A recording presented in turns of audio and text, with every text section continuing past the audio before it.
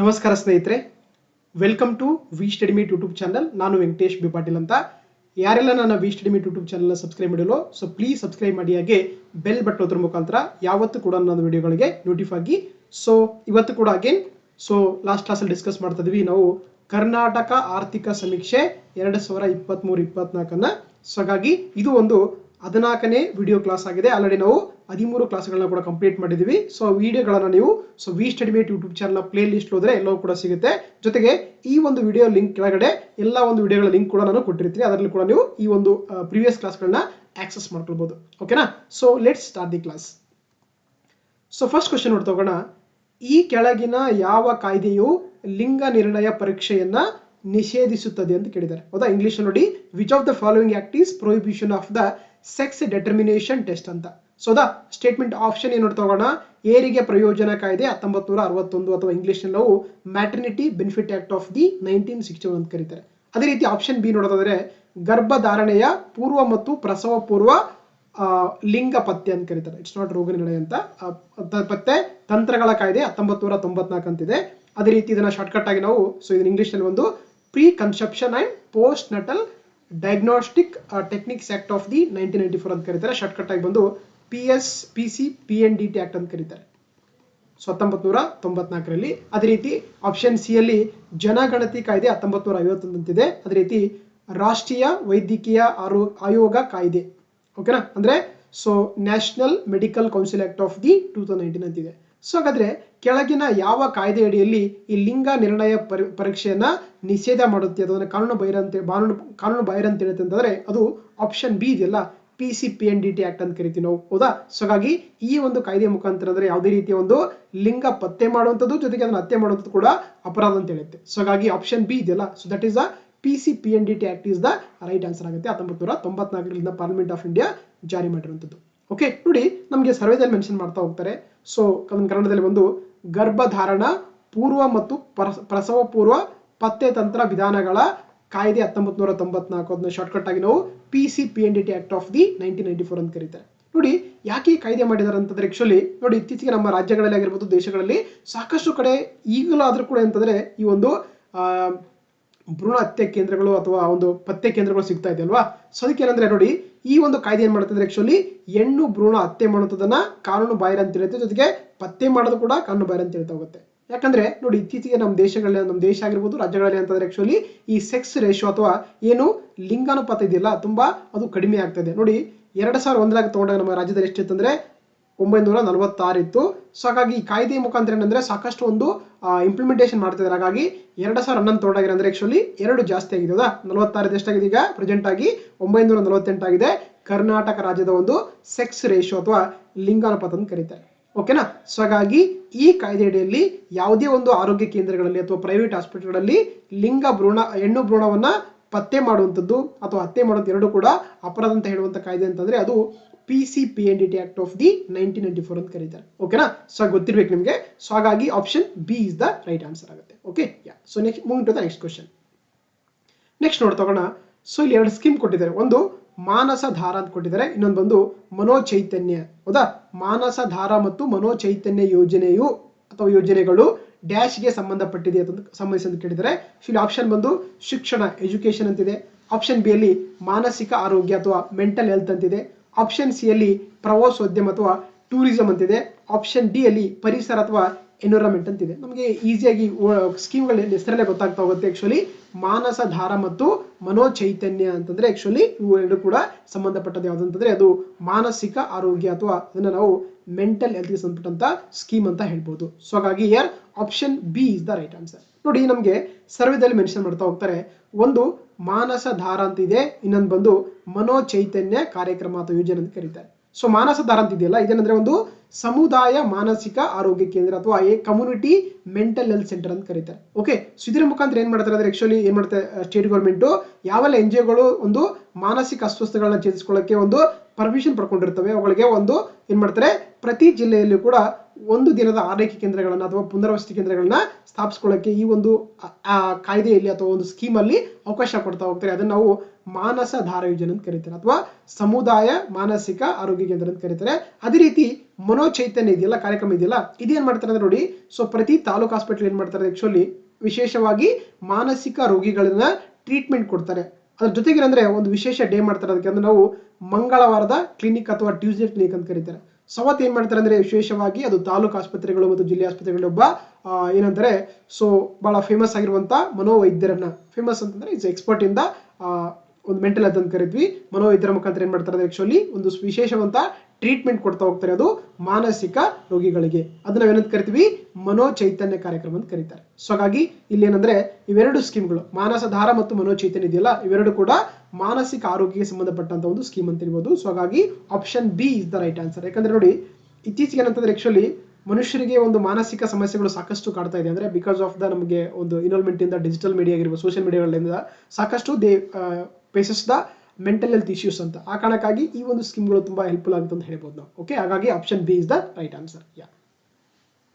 Next ನೋಡ್ತಾ very important scheme ಅಂತ ಹೇಳ್ಬೋದು, ಆಯುಷ್ಮಾನ್ ಭಾರತ್ ಯೋಜನೆಗೆ ಸಂಬಂಧಿಸಿದಂತೆ ಈ ಕೆಳಗಿನ ಯಾವ ಹೇಳಿಕೆಗಳು ತಪ್ಪಾಗಿವೆ ಅಂತ ಕೇಳಿದ್ದಾರೆ. ಹೌದಾ, ನೋಡಿ ಆಯುಷ್ಮಾನ್ ಭಾರತ್ ಅನ್ನೋದು ತುಂಬಾ ಇಂಪಾರ್ಟೆಂಟ್ ಆಗಿರುವಂತಹ ಸ್ಕೀಮ್ ಅಂತ ಹೇಳ್ಬೋದು, ನಮ್ಮ ಭಾರತ ಸರ್ಕಾರ ಮಾಡಿರುವಂತಹ ಸ್ಕೀಮ್ ಅಂತ ಕರಿತೀವಿ. ಸೊ ಸ್ಟೇಟ್ಮೆಂಟ್ ಏನ್ ನೋಡ್ತಾ ಹೋಗೋಣ, ಇದನ್ನು ಪ್ರಧಾನಮಂತ್ರಿ ಜನ ಆರೋಗ್ಯ ಯೋಜನೆ ಅಥವಾ ಸೊ PMJ ಅಂತ ಕರೀತಾರೆ. ಹೌದಾ, ಪ್ರಧಾನಮಂತ್ರಿ ಜನ ಆರೋಗ್ಯ ಯೋಜನೆ ಅಂತ ಕರೀತಾರೆ ಅಂತ ಕೊಟ್ಟಿದ್ದಾರೆ. ಸ್ಟೇಟ್ಮೆಂಟ್ ಬಿ ನೋಡ್ತಾ ಹೋಗೋಣ, ಈ ಯೋಜನೆ ಅಡಿಯಲ್ಲಿ ಪ್ರತಿ ಕುಟುಂಬಕ್ಕೆ ವರ್ಷಕ್ಕೆ 5 ಲಕ್ಷ ರೂಪಾಯಿಗಳ ಒಂದು ಆರೋಗ್ಯ ವಿಮೆ ನೀಡಲಾಗುತ್ತದೆ ಅಂತ ಕೊಟ್ಟಿದ್ದಾರೆ.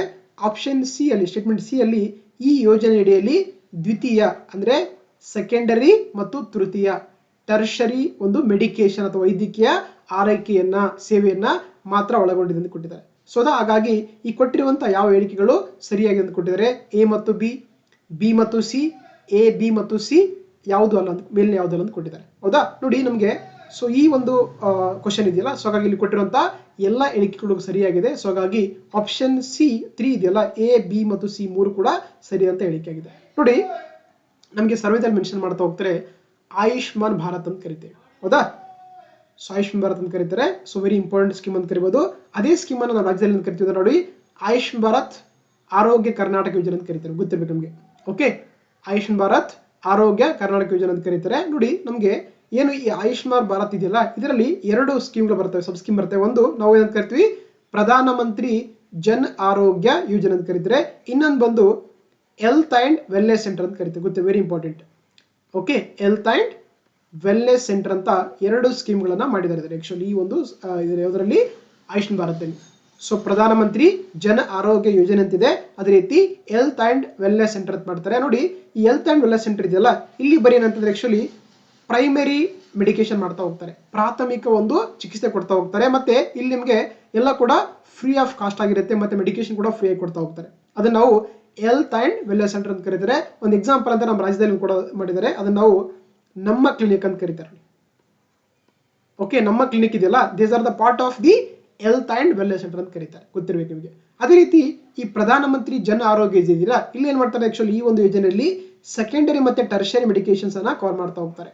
ಹೌದಾ, ಸೊ ಹಾಗಾಗಿ ಇದರಲ್ಲಿ ಏನ್ ಮಾಡ್ತಾರೆ ಅಂದ್ರೆ ಆಕ್ಚುಲಿ ಸೊ ಪ್ರತಿ ಕುಟುಂಬಕ್ಕೆ 5 ಲಕ್ಷ ರೂಪಾಯಿಯನ್ನ ಏನ್ ಮಾಡ್ತಾರೆ, ಒಂದು ಹೆಲ್ತ್ ಇನ್ಶೂರೆನ್ಸ್ ಕೊಡ್ತಾ ಹೋಗ್ತಾರೆ. ಅದು ಪರ್ ಫ್ಯಾಮಿಲಿ, ವೆರಿ ಇಂಪಾರ್ಟೆಂಟ್, ಪ್ರತಿ ಕುಟುಂಬಕ್ಕೆ, ನಾಟ್ ಪ್ರತಿ ವ್ಯಕ್ತಿಗೆ, ಗೊತ್ತಿರಬೇಕು. ಓಕೆನಾ, that is the Ayushman Bharat scheme ಅಂತ ಕರೀತಾರೆ. ಜೊತೆಗೆ ಈ ಒಂದು ಸ್ಕೀಮ್ ಅನ್ನ ಇಂಪ್ಲಿಮೆಂಟೇಷನ್ ಮಾಡುವಂತ ಏಜೆನ್ಸಿ ಅಂತಂದ್ರೆ ಅದು ನ್ಯಾಷನಲ್ ಹೆಲ್ತ್ ಮಿಷನ್ ಅಥವಾ ರಾಷ್ಟ್ರೀಯ ಆರೋಗ್ಯ ಮಿಷನ್ ಇದೆಯಲ್ಲ, ಈ ಒಂದು ಬಾಡಿ ಏನ್ ಮಾಡುತ್ತೆ ಆಕ್ಚುಲಿ ಈ ಒಂದು ಸ್ಕೀಮ್ ಅನ್ನ ಇಂಪ್ಲಿಮೆಂಟೇಷನ್ ಅಥವಾ ಕಾರ್ಯಗತಗೊಳಿಸುತ್ತೆ. ಇಷ್ಟೆಲ್ಲ ಗೊತ್ತಿರಬೇಕಾಗುತ್ತೆ. ಓಕೆ, ಸೊ ಹಾಗಾಗಿ ನೋಡಿ ನಮಗೆ ಫಸ್ಟ್ ಸ್ಟೇಟ್ಮೆಂಟ್ ಏನಂತ ಕೊಟ್ಟಿದ್ದಾರೆ, ಇದನ್ನ ಪ್ರಧಾನಮಂತ್ರಿ ಜನ ಆರೋಗ್ಯ ಯೋಜನೆ ಅಂತ ಕರೀತಾರೆ. ಎಸ್, ಹೌದು. ಹಾಗಾಗಿ ಆಯುಷ್ಮಾನ್ ಭಾರತ್ ಅಂದ್ರೆ ಕೂಡ ಒಂದೇ, ಅದೇ ರೀತಿ PMJ ಅಂದ್ರೆ ಕೂಡ ಒಂದೇ. ಸೊ ಫಸ್ಟ್ ಸ್ಟೇಟ್ಮೆಂಟ್ ಕರೆಕ್ಟ್ ಆಗುತ್ತೆ. ಜೊತೆಗೆ ಈ ಯೋಜನೆಯಡಿಯಲ್ಲಿ ಪ್ರತಿ ಕುಟುಂಬಕ್ಕೆ 5 ಲಕ್ಷ ರೂಪಾಯಿ ಆರೋಗ್ಯ ವಿಮೆ ಕೊಡ್ತಾರೆ. Yes, correct. ಅದೇ ರೀತಿ ಏನೋ ಒಂದು ಪ್ರಧಾನಮಂತ್ರಿ ಜನ ಆರೋಗ್ಯ ಯೋಜನೆ ಇದೆಯಲ್ಲ, ಇಲ್ಲಿ ಏನ್ ಮಾಡ್ತಾರೆ, ಸೆಕೆಂಡರಿ ಮತ್ತೆ ಟರ್ಷರಿ ಮೆಡಿಕೇಶನ್ ಮಾಡ್ತಾರೆ. ಇದು ಕೂಡ ಕರೆಕ್ಟ್ ಆಗಿದೆ. ಸೊ ಹಾಗಾಗಿ ಕೊಟ್ಟಿರುವಂತಹ ಎಲ್ಲಾ ಸ್ಟೇಟ್ಮೆಂಟ್ಗಳು ಕೂಡ ಸರಿಯಾಗಿದೆ. ಹಾಗಾಗಿ ಆಪ್ಷನ್ ಸಿ ಅಥವಾ 3, ಎ ಬಿ ಸಿ 3 ಕೂಡ ಸರಿಯಾದಂತ ಹೇಳಿಕೆಗಳಾಗಿದೆ. ಹಾಗಾಗಿ option 3 is the right answer. Next ನೋಡ್ತಾ ಹೋಗೋಣ, ಈ ಕೆಳಗಿನ ಯಾವ ಹೇಳಿಕೆಗಳು ಸರಿಯಾಗಿವೆ, ನಾಟ್ ಸರಿಯಾಗಿದೆ. ಓಕೆ, ಸರಿಯಾಗಿದೆ ಅಂತ ಕೊಟ್ಟಿದ್ದಾರೆ. ಸೊ ಫಸ್ಟ್ ಸ್ಟೇಟ್ಮೆಂಟ್ ನೋಡ್ತಾ ಹೋಗೋಣ, ಈ ಆಸ್ಪತ್ರೆ ಅಥವಾ ಎಲೆಕ್ಟ್ರಾನಿಕ್ ಹಾಸ್ಪಿಟಲ್ ಅಂತ ಕರಿತೀವಿ. ಹೌದಾ, ಈ ಆಸ್ಪತ್ರೆ ಆರಂಭಿಸಿದ ಭಾರತ ಮೊದಲ ರಾಜ್ಯ ಓಕೆ, ಮೊದಲ ರಾಜ್ಯ ಕರ್ನಾಟಕ ಅಂತ ಕೊಟ್ಟಿದ್ದಾರೆ. ಆಪ್ಷನ್ ಬಿ ಅಲ್ಲಿ ಈ ಹಾಸ್ಪಿಟಲ್ ಅಥವಾ ಈ ಆಸ್ಪತ್ರೆಯು ರಾಷ್ಟ್ರೀಯ ಆರೋಗ್ಯ ಮಿಷನ್ ಅಡಿಯಲ್ಲಿ ರಾಜ್ಯ ಸರ್ಕಾರ ಜಾರಿಗೆ ತಂದಿದೆ ಅಂತ ಕೊಟ್ಟಿದ್ದಾರೆ. ಆಪ್ಷನ್ ಸಿ ಅಲ್ಲಿ ಟೆಲಿಮೆಡಿಸಿನ್ ಸೇವೆಗಳ ಅಡಿಯಲ್ಲಿ ಈ ಸಂಜೀವಿನಿ ಎನ್ನುವಂತ ಒಂದು ಯೋಜನೆ ಸ್ಥಾಪಿಸಲಾಗಿದೆ ಅಂತ ಕೊಟ್ಟಿದ್ದಾರೆ. ಹೌದಾ? ಸೊ ಹಾಗಾಗಿ ಇಲ್ಲಿ ಕೊಟ್ಟಿರುವಂತ ಯಾವ ಹೇಳಿಕೆಗಳು ಸರಿಯಾಗಿ ಅಂತ ಕೊಟ್ಟಿದ್ದಾರೆ. ಎ ಮತ್ತು ಬಿ, ಬಿ ಮತ್ತು ಸಿ, ಎ ಬಿ ಮತ್ತು ಸಿ ಮೇಲೆ ಯಾವುದನ್ನು ಕೊಟ್ಟಿದ್ದಾರೆ. ಸೊ ಹಾಗಾಗಿ ಇಲ್ಲಿ ಕೊಟ್ಟಿರುವಂತ ಎಲ್ಲ ಹೇಳಿಕೆಗಳು ಸರಿಯಾಗಿದೆ. ಸೊ ಹಾಗಾಗಿ ಆಪ್ಷನ್ 3 ಇದೆಯಲ್ಲ, ಸೊ ಆಪ್ಷನ್ 3 ಎ ಬಿ ಮತ್ತು ಸಿ ಕೂಡ ಸರಿ ಅಂತ ಹೇಳಿಕೆ ಆಗಿದೆ. ನೋಡಿ, ನಮಗೆ ಸರ್ವೇದಲ್ಲಿ ಮೆನ್ಷನ್ ಮಾಡ್ತಾ ಹೋಗ್ತಾರೆ. ಸೊ ಏನಂದ್ರೆ ನಮ್ಮ ರಾಜ್ಯ ಕೂಡ ಈ ಆಸ್ಪತ್ರೆ ಅಥವಾ ಎಲೆಕ್ಟ್ರಾನಿಕ್ ಹಾಸ್ಪಿಟಲ್ ಅಂತ ಒಂದು ಸ್ಕೀಮ್ ಅನ್ನ ಮಾಡಿದ್ದಾರೆ. ಅಂದ್ರೆ ನೀವು ಮನೆಯಲ್ಲಿ ಕೂತ್ಕೊಂಡಲ್ಲಿ ಅಂತಂದ್ರೆ ಆಕ್ಚುಲಿ ಒಂದು ಎಲೆಕ್ಟ್ರಾನಿಕ್ ಅಂದ್ರೆ ಆನ್ಲೈನ್ ಮುಖಾಂತರ ಏನಂದ್ರೆ ಮೆಡಿಕೇಶನ್ ಏನಂತಂದ್ರೆ ಆಕ್ಚುಲಿ ನೀವು ಒಂದು ಹಾಸ್ಪಿಟಲ್ ಸೇವೆಗಳನ್ನ ಪಡ್ಕೊಳ್ಬಹುದು. ಅಂದ್ರೆ ಮನೆಯಲ್ಲಿ ಕೂತ್ಕೊಂಡ್ರೆ ಆಕ್ಚುಲಿ ನೀವು OPD ಅನ್ನ ಮಾಡಿಸ್ಕೊಳ್ಬಹುದು. ಹೌದಾ? ಸೊ ಹಾಗಾಗಿ ಈ ಆಸ್ಪತ್ರೆ ಅಂತ ಇದೆಯಲ್ಲ, ಇದನ್ನ ಒಂದು ಮ್ಯಾನೇಜ್ ಮಾಡಕ್ಕೆ ಬಾಡಿ ಮಾಡಿದ್ರೆ ಅದನ್ನ ಏನು ಕರಿತೀವಿ? So electronic hospital management information ಅಂತ ಕರೀತಾರೆ. ಓಕೆ, ಅಂದ್ರೆ ಎಲೆಕ್ಟ್ರಾನಿಕ್ ಆಸ್ಪತ್ರೆ ನಿರ್ವಹಣಾ ಸಮಾಯೋಜನೆ ಮಾಡಿದರೆ ಇದರ ಮುಖಾಂತರ ಆಕ್ಚುಲಿ ಈ ಒಂದು ಎಲೆಕ್ಟ್ರಾನಿಕ್ ಹಾಸ್ಪಿಟಲ್ಗಳು ರನ್ ಆಗ್ತಾ ಹೋಗ್ತವೆ. ಸೊ ಹಾಗಾಗಿ ಏನು ಈ ಆಸ್ಪತ್ರೆ ಒಂದು ತಂತ್ರಾಂಶ ಇದೆಯಲ್ಲ, ಇದನ್ನ ಅನುಷ್ಠಾನ ಮಾಡಿರುವಂತ ದೇಶದಲ್ಲಿ ಮೊಟ್ಟ ಮೊದಲ ರಾಜ್ಯ ಯಾವ್ದಂತಂದ್ರೆ ಅದು ನಮ್ಮ Karnataka. Very very important. So ಒಂದ್ ಕಡೆ ನೋಟ್ ಮಾಡ್ಕೊಳ್ಳಿ. ಓಕೆನಾ? ಅದೇ ರೀತಿ ನೋಡಿ, ಏನಂದ್ರೆ ಈ ಒಂದು ಸ್ಕೀಮ್ ಇದೆಯಲ್ಲ, ಇದೇನಂತಂದ್ರೆ ಆಕ್ಚುಲಿ ನಾವು ಸೊ ನ್ಯಾಷನಲ್ ಹೆಲ್ತ್ ಮಿಷನ್ ಅಡಿಯಲ್ಲಿ ಅಂತಂದ್ರೆ ಇದನ್ನ ಸೊ ಈ ಒಂದು ಈ ಆಸ್ಪತ್ರೆ ಕಾರ್ಯಕ್ರಮವನ್ನ ಹಂತವಾಗಿ ಜಾರಿಗೊಳಿಸ್ತಾ ಇದ್ದಾರೆ. ಸೊ ಅದು ಕೂಡ ಸರಿಯಾಗುತ್ತೆ. ಜೊತೆಗೆ ಇನ್ನೊಂದು ನೋಡಿ, ಏನಂದ್ರೆ ಇಲ್ಲಿ ಒಂದು ಟೆಲಿಮೆಡಿಸಿನ್ ಅಂತ ನೋಡಿ, ಇತ್ತೀಚೆಗೆಲ್ಲ ಕೂಡ ನಿಮಗೆಲ್ಲ ಡಿಜಿಟಲ್ ವರ್ಡ್ ಆಗ್ತದೆ. ಇವನ್ ನೀವು ಅಂದ್ರೆ ಮನೇಲಿ ಕೂತ್ಕೊಳ್ಳಲೇ ಮೆಡಿಕೇಶನ್ ಪಡಿಬಹುದು. ಅದನ್ನ ನಾವು ಆನ್ಲೈನ್ ಏನಂತಾರೆ ಮೆಡಿಕೇಶನ್ ಅಥವಾ ಟೆಲಿಮೆಡಿಸಿನ್ ಅಂತ ಕರೀತಾರೆ. ಹೌದಾ? ಸೊ ಹಾಗಾಗಿ ಕರ್ನಾಟಕ ರಾಜ್ಯ ಏನ್ ಮಾಡಿದ್ರೆ ಆಕ್ಚುಲಿ ಈ ರಾಷ್ಟ್ರೀಯ ಟೆಲಿಮೆಡಿಸಿನ್ ಅಂತ ಒಂದು ಸರ್ವಿಸ್ ಮಾಡಿದಾರಲ್ಲ, ಇದರಲ್ಲಿ ಒಂದು ಸ್ಕೀಮ್ ಮಾಡಿದ್ದಾರೆ. ಅದನ್ನ ನಾವು ಈ ಸಂಜೀವಿನಿ ಅಥವಾ ಎಲೆಕ್ಟ್ರಾನಿಕ್ ಸಂಜೀವಿನಿ ಅಂತ ಒಂದು ಆ್ಯಪ್ ಇದೆ. ಇದರ ಮುಖಾಂತರ ನೀವು ಆನ್ಲೈನ್ ಮುಖಾಂತರನೇ ಮನೆಯಲ್ಲಿ ಕೂತ್ಕೊಂಡಲ್ಲೇ ಮೆಡಿಕೇಶನ್ಗಳನ್ನ ಪಡಿಬಹುದು. ಜೊತೆಗೆ ಏನು ಈ ಸಂಜೀವಿನಿ ಇದೆಯಲ್ಲ, ಇದೇನ್ ಮಾಡ್ತಾರೆ ಆಕ್ಚುಲಿ ಕರ್ನಾಟಕ ರಾಜ್ಯವು ಈ ಒಂದು ಈ ಸಂಜೀವಿನಿ ಮಾಡಿರುವಂತ ನಾಲ್ಕನೇ ಸ್ಥಾನ ಇರುವಂತ ಒಂದು ರಾಜ್ಯ ಅಂತ ಹೇಳ್ತೀವಿ. ಜೊತೆಗೆ ಈ ಸಂಜೀವಿನಿ ಇದೆಯಲ್ಲ, ಇದೇನ್ ಮಾಡಿದ್ದಾರೆ ಆಕ್ಚುಲಿ ನಮ್ಮ ರಾಜ್ಯದಲ್ಲಿರುವಂತ ಸುಮಾರು 2530 ಈ ಪ್ರೈಮರಿ ಹೆಲ್ತ್ ಸೆಂಟರ್ ಅಥವಾ ಏನು ಪ್ರಾಥಮಿಕ ಆರೋಗ್ಯ ಕೇಂದ್ರ ಇದೆಯಲ್ಲ, ಅಲ್ಲೆಲ್ಲ ಕೂಡ ಕನೆಕ್ಟ್ ಮಾಡಿದ್ದಾರೆ. ಹೀಗಾಗಿ ನೀವು ಅಲ್ಲೇ ಕೂತ್ಕೊಂಡಲ್ಲೇ ಸೊ ಹಲವಾರು ತರದ ಒಂದು ಆನ್ಲೈನ್ ಮೆಡಿಕೇಶನ್ ಸರ್ವಿಸ್ಗಳನ್ನ ಪಡೆದುಕೊಳ್ಳಕ್ಕೆ ಸಾಧ್ಯ ಆಗುತ್ತೆ. ವಿಶೇಷವಾಗಿ ಅದು ಅಲ್ಲಿರುವಂತಹ ಡಾಕ್ಟರ್ಸ್ಗಳಿಗೆ ಮತ್ತೆ ಪೇಷಂಟ್ಗಳಿಗೆ ಕೂಡ ಹೆಲ್ಪ್ ಆಗ್ತಾ ಹೋಗುತ್ತೆ. ದಟ್ ಇಸ್ ಕಾಲ್ಡ್ ದ ಈ ಸಂಜೀವಿನಿ ಅಂತ ಕರಿತಾರೆ, ಅಂಡರ್ ದ ಟೆಲಿಮೆಡಿಸಿನ್ ಅಂತ ಕರಿತೀವಿ ನಾವು. ಓಕೆನಾ? ಗೊತ್ತಿರ್ಬೇಕು ನಿಮಗೆ. ಸೊ ಹಾಗಾಗಿ ನಿಮಗೆ ಇಲ್ಲಿ ಕೊಟ್ಟಿರುವಂತ ಎಲ್ಲ ಹೇಳಿಕೆಗಳು ಸರಿಯಾಗಿದೆ. ಹಾಗಾಗಿ ಆಪ್ಷನ್ 3 ಅಥವಾ ಸಿ ಇದೆಯಲ್ಲ ರೈಟ್ ಆನ್ಸರ್ ಆಗುತ್ತೆ. Okay, yeah. ನೆಕ್ಸ್ಟ್ ನೋಡ್ತೋಗೋಣ.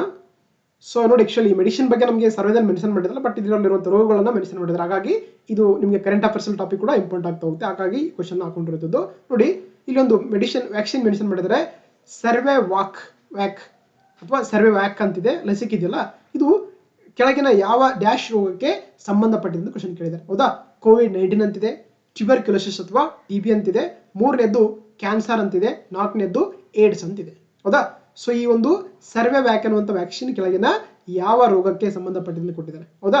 ಸೊ ಹಾಗಾಗಿ ನಮಗೆ ಇಲ್ಲಿ ಆಪ್ಷನ್ ಸಿ ಅಥವಾ 3 ಇದೆಯಲ್ಲ, ಕ್ಯಾನ್ಸರ್ ರೋಗಕ್ಕೆ ಸಂಬಂಧಪಟ್ಟಂತ ಒಂದು ವ್ಯಾಕ್ಸಿನ್ ಆಗಿದೆ. ಹಾಗಾಗಿ option C is the right answer. ನೋಡಿ, ನಮಗೆ ಸರ್ವೇದಲ್ಲಿ ಮೆನ್ಷನ್ ಮಾಡ್ತಾ ಹೋಗ್ತಾರೆ. ಇತ್ತೀಚೆಗೆ ಏನಂತಂದ್ರೆ ಆಕ್ಚುಲಿ ನಮಗೆ ಕ್ಯಾನ್ಸರ್ ಅನ್ನೋದು ಬಹಳ ಮಾರಕವಾಗಿ ಕಾಡ್ತಿರುವಂಥದ್ದು. ನಮ್ಮ ದೇಶ ಅಂತಲ್ಲ, ಬೇರೆ ದೇಶ ಎಲ್ಲ ದೇಶದಲ್ಲಿರುವಂಥ ಜನಗಳಿಗೆ ನೋಡಿ, ಕ್ಯಾನ್ಸರ್ ಅನ್ನೋದು ಸಾಮಾನ್ಯವಾಗಿ ಇದು ಮೇಲ್ ಕೂಡ ಬರುತ್ತೆ, ಅದೇ ರೀತಿ ಫಿಮೇಲ್ ಕೂಡ ಬರುವಂತ ಒಂದು ರೋಗ ಅಂತ ಕರಿತೀವಿ ನಾವು. ಹೌದಾ? ಸೊ ವಿಶೇಷವಾಗಿ ಹೆಣ್ಮಕ್ಳಲ್ಲಿ ಅಂತಂದ್ರೆ ಇದು ಒಂದು ನಾವು ಮಹಿಳೆಯರ ಸ್ತನ ಕ್ಯಾನ್ಸರ್ ಅಥವಾ ಬ್ರೀಸ್ಟ್ ಕ್ಯಾನ್ಸರ್ ಅಂತ ಕರಿತಾ ಹೋಗ್ತೀವಿ. ಅದೇ ರೀತಿ ಇತ್ತೀಚೆಗೆ ಕಂಡುಕೊಂಡಿರುವಂತ ಒಂದು ಸೊ ಗರ್ಭಕಂಠದ ಕ್ಯಾನ್ಸರ್ ಅಂತ ಕರಿತೀವಿ ಅಥವಾ ಸರ್ವಿಕಲ್ ಕ್ಯಾನ್ಸರ್ ಅಂತ ಕರೀತಾರೆ ಆಕ್ಚುಲಿ. ಅದೇ ರೀತಿ ನಮಗೆ ಪುರುಷ ಮತ್ತು ಮಹಿಳೆ ಬಂದಾಗ ನಾವು ಓರಲ್ ಕ್ಯಾನ್ಸರ್ ಅಥವಾ ಈ ಬಾಯಿ ಕ್ಯಾನ್ಸರ್ ಅಂತ ಕರಿತೀವಿ. ಅದಲ್ವಾ? ಇಲ್ಲಿ ಅಂದ್ರೆ ಆಕ್ಚುಲಿ ಕ್ಯಾನ್ಸರ್ ಆಗ್ತಾ ಹೋಗುತ್ತೆ. ಹಾಗಾಗಿ ಓರಲ್ ಕ್ಯಾನ್ಸರ್ ಅಂತ ಕರಿತಾ ಹೋಗ್ತಾರೆ. ಹೌದಾ? ಆದ್ರೆ ನೋಡಿ, ಇತ್ತೀಚೆಗೆ ಏನಂದ್ರೆ ಆಕ್ಚುಲಿ ಸರ್ವಿಕಲ್ ಕ್ಯಾನ್ಸರ್ ಅಥವಾ ಗರ್ಭಕಂಠದ ಕ್ಯಾನ್ಸರ್ ಇದೆಯಲ್ಲ, ಇದು ಇತ್ತೀಚೆಗೆ ನಮ್ಮ ದೇಶದ ಹೆಣ್ಮಕ್ಳಲ್ಲಿ ಸಾಕಷ್ಟು ಕಂಡು ಬರ್ತಾ ಇದೆ. ಹಾಗಾಗಿ ಆ ಒಂದು ಪತ್ತೆಹಚ್ಚಕ್ಕೆ ಏನಂದ್ರೆ ಆಕ್ಚುಲಿ ಸ್ಕ್ರೀನಿಂಗ್ ಪರೀಕ್ಷೆ ಮಾಡಬೇಕಾದ್ರ ಬಗ್ಗೆ ನಮಗೆ ಸರ್ವೇದಲ್ಲಿ ಮೆನ್ಷನ್ ಮಾಡ್ತಾ ಹೋಗ್ತಾರೆ. ನೋಡಿ, ಈ ಗರ್ಭಕಂಠದ ಕ್ಯಾನ್ಸರ್ ಅಥವಾ ಸರ್ವಿಕಲ್ ಕ್ಯಾನ್ಸರ್ ಅಂತ ಇದೆಯಲ್ಲ, ನೋಡಿ ಇದು ವಿಶೇಷವಾಗಿ ಹೆಣ್ಣು ಮಕ್ಕಳ ಒಂದು ಜನನಾಂಗದ ಬರುವಂತ ಒಂದು ಸರ್ವೆಕ್ಸ್ ಅನ್ನುವಂಥ ಪಾರ್ಟ್ ಅಲ್ಲಿ ಏನಂದ್ರೆ ಆಕ್ಚುಲಿ ಈ ತರದ ಒಂದು ಕ್ಯಾನ್ಸರ್ ಆಗ್ತಾ ಹೋಗುತ್ತೆ. ಅದನ್ನ ನಾವು ಸರ್ವಿಕಲ್ ಕ್ಯಾನ್ಸರ್ ಅಥವಾ ಗರ್ಭಕಂಠದ ಕ್ಯಾನ್ಸರ್ ಅಂತ ಕರಿತಾ ಹೋಗ್ತಾರೆ. ಹೌದಾ? ಎಸ್. ಸೊ ಹಾಗಾದ್ರೆ ಏನು ಸಿಂಪ್ಟಮ್ಸ್ ಇರುತ್ತೆ ಈ ರೋಗದ ಅಂತಂದ್ರೆ ನೋಡಿ, ಆಕ್ಚುಲಿ ಇದೊಂದು ಪೆಲ್ವಿಕ್ ಪೇನ್ ಆಗುತ್ತೆ. ಜೊತೆಗೆ ಪೇನ್ ಡ್ಯೂರಿಂಗ್ ದ ಇಂಟರ್ಕೋರ್ಸ್, ಅಂದ್ರೆ ಒಂದು ಗಂಡು ಹೆಣ್ಣು ಏನಂತಾರೆ ಆಕ್ಚುಲಿ ಇಂಟರ್ಕೋರ್ಸ್ ಮಾಡಬೇಕಾದ್ರೂ ಕೂಡ ಆ ಟೈಮಲ್ಲಿ ಅವರಿಗೆ ತುಂಬಾ ಪೇನ್ ಆಗ್ತಾ ಹೋಗುತ್ತೆ. ಅದೇ ರೀತಿ ಬ್ಲೀಡಿಂಗ್ ಪೋಸ್ಟ್ ಮೆನೋಪಾಸ್ ಅಂತ ಕರೀತಾರೆ. ಏನಂದ್ರೆ ಅವರು ಮೆನಿಸ್ಟ್ರೇಷನ್ ನಿಂತರೂ ಕೂಡ ಏನಂತಂದ್ರೆ ಆಕ್ಚುಲಿ ಬ್ಲೀಡಿಂಗ್ ಅಂತಂದ್ರೆ ಬ್ಲೀಡಿಂಗ್ ಆಗ್ತಾ ಹೋಗುತ್ತೆ, ಅದು ಒಂದು it's a symptoms of the cervical cancer ಅಂತ ಕರಿತಾ ಹೋಗ್ತಾರೆ. ಅದೇ ರೀತಿ bleeding along with the vaginal discharge ಆಗ್ತಾ ಹೋಗುತ್ತೆ, ಜೊತೆಗೆ ಒಂಥರ strong odour with the vaginal discharge ಆಗ್ತಾ ಹೋಗುತ್ತೆ, ಜೊತೆಗೆ ಬ್ಲೀಡಿಂಗ್ ಬಿಟ್ವೀನ್ ದ ಪೀರಿಯಡ್ಸ್ ಕೂಡ ಆಗ್ತಾ ಹೋಗುತ್ತೆ. ಇವೆಲ್ಲ ಕೂಡ symptoms of the cervical cancer ಅಥವಾ ಗರ್ಭಕಂಠದ ಕ್ಯಾನ್ಸರ್ ಅಂತ ಹೇಳ್ಬೋದು ನಾವು, ಹೌದಾ. ಹಾಗಾಗಿ ಏನ್ ಮಾಡಿದೆ ಅಂದ್ರೆ ಒಂದು ವ್ಯಾಕ್ಸಿನ್ ಕಂಡಿಡಿದ್ದಾರೆ, ಅದನ್ನ ನಾವು ಬಂದು ಏನಂತ ಕರಿತೀವಿ ಅಂದ್ರೆ ಸರ್ವ್ಯಾಕ್ ಅಂತ ಕರೀತಾರೆ. ಇದೊಂದು ಇಂಡಿಯನ್ ಅಂದ್ರೆ ಫಸ್ಟ್ ಇಂಡಿಜಿನಿಯಸ್ ಆಗಿ ಡೆವಲಪ್ ಮಾಡಿರುವಂತ ಒಂದು ಏನಂತಂದ್ರೆ ಒಂದು HPV ಅಂತ ಕರಿತೀವಿ, ಅಂದ್ರೆ ಹ್ಯೂಮನ್ ಪ್ಯಾಪಿಲೋಮಾ ವೈರಸ್ ಅಂತ ಕರೀತಾರೆ, ಅಂದ್ರೆ ವ್ಯಾಕ್ಸಿನ್ ಅಂತ ಕರಿತೀವಿ ಆಕ್ಚುಲಿ ಇಂದ ಮಾಡಿರುವಂತದ್ದು. ಹಾಗಾಗಿ ಇದು ವಿಶೇಷವಾಗಿ ಟೈಪ್ 6, ಟೈಪ್ 11, ಟೈಪ್ 16 ಮತ್ತೆ ಟೈಪ್ 18 ರೋಗಗಳು ಕೂಡ ಇದು ಎಫೆಕ್ಟಿವ್ ಆಗಿ ಕೆಲಸ ಮಾಡ್ತಾ ಹೋಗುತ್ತೆ. ಇದೇನಂದ್ರೆ ನೋಡಿ ಸುಮಾರು 2,000 ರೂಪಾಯಿಗೆ ಒಂದು ಡೋಸ್ ಸಿಗ್ತಾ ಹೋಗುತ್ತೆ. ಇದೇನಂದ್ರೆ ಎಸ್ಪೆಷಲಿ HPV ಇನ್ಫೆಕ್ಷನ್ಸ್ ಮತ್ತೆ ಸರ್ವಿಕಲ್ ಕ್ಯಾನ್ಸರ್ಗೆ ಒಂದು ಅಗೇನಿಸ್ಟ್ ಆಗಿ ಕೆಲಸ ಮಾಡ್ಕೊಳ್ಳುವಂತ ಒಂದು ವ್ಯಾಕ್ಸಿನ್ ಅಂತ ಕರಿಬಹುದು. That is called the Cervavac vaccine ಅಂತ ಕರಿತಾ ಹೋಗ್ತಾರೆ, ಓಕೆನಾ. ಸೊ ಹಾಗಾಗಿ ಇಯರ್ so option C is the right answer ಆಗುತ್ತೆ. Okay, yeah. ನೆಕ್ಸ್ಟ್ ನೋಡಿ ತಗೋಣ, ಈ ಕೆಳಗಿನ ಯಾವ ಹೇಳಿಕೆಗಳು ತಪ್ಪಾಗಿವೆ ಅಂತ ಕೊಟ್ಟಿದ್ದಾರೆ, ಹೌದಾ. ಫಸ್ಟ್ ಸ್ಟೇಟ್ಮೆಂಟ್ ನೋಡಿ ತಗೋಣ, ಕರ್ನಾಟಕದ ಸಾಕ್ಷರತಾ ಪ್ರಮಾಣವು ಭಾರತದ ಸಾಕ್ಷರತಾ ಪ್ರಮಾಣಕ್ಕಿಂತ ಹೆಚ್ಚಾಗಿದೆ ಅಂತ ಕೊಟ್ಟಿದ್ದಾರೆ. ಸ್ಟೇಟ್ಮೆಂಟ್ ಬಿ ಬಂದ್ರೆ ನಗರ ಸಾಕ್ಷರತಾ ಪ್ರಮಾಣವು ಗ್ರಾಮೀಣ ಸಾಕ್ಷರತಾ ಪ್ರಮಾಣಕ್ಕಿಂತ ಹೆಚ್ಚಾಗಿದೆ ಅಂತ ಕೊಟ್ಟಿದ್ದಾರೆ. ಅದೇ ರೀತಿ ರಾಜ್ಯದಲ್ಲಿ ಸರಕಾರಿ ಪ್ರಾಥಮಿಕ ಶಾಲಾ ಶಿಕ್ಷಕ ಮತ್ತು